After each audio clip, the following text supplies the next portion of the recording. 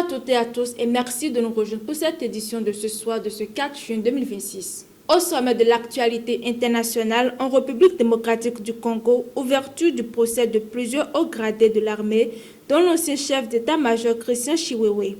Au Mali, les autorités interdisent la circulation des motos de forte cylindrée hors des grandes agglomérations pour lutter contre les groupes armés. L'Union européenne relance les négociations d'adhésion de l'Ukraine après plusieurs mois de blocage. Et pour finir, au Royaume-Uni, une intervention policière mortelle provoque une vive controverse politique.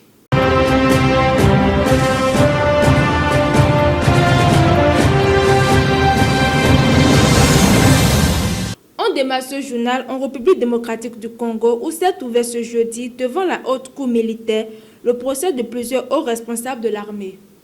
Parmi les accusés figure l'ancien chef d'état-major général des FARDC, le général Christian Chiwewe. L'ancien inspecteur général de l'armée, John Numbi, actuellement en fuite, est également poursuivi dans cette affaire.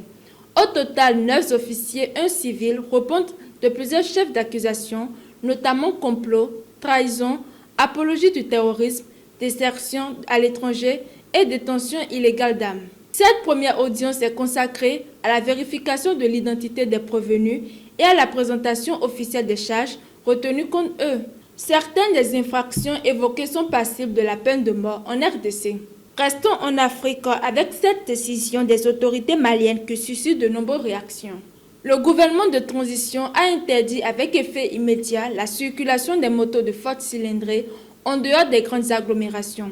L'importation et la vente de ces véhicules sont également suspendues pour une durée d'1 an renouvelable.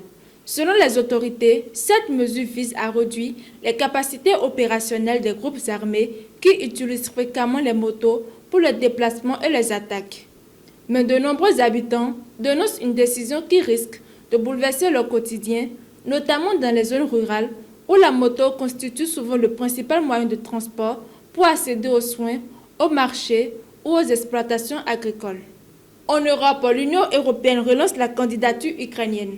L'Union européenne a annoncé être prête à reprendre les négociations d'adhésion avec l'Ukraine, un dossier bloqué depuis plusieurs mois. Cette avancée intervient après la levée du veto hongrois à la suite du changement du gouvernement à Budapest.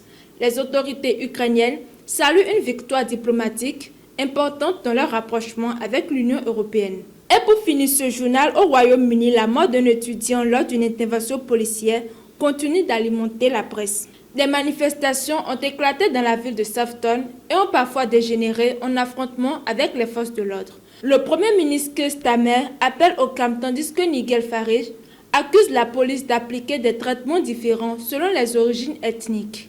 Les autorités assurent de leur côté que les directives contestées visent uniquement à lutter contre les discriminations et à renforcer la confiance entre la police et les différentes communautés. C'est la fin de cette édition. Merci de nous avoir suivis. Excellente soirée à tous.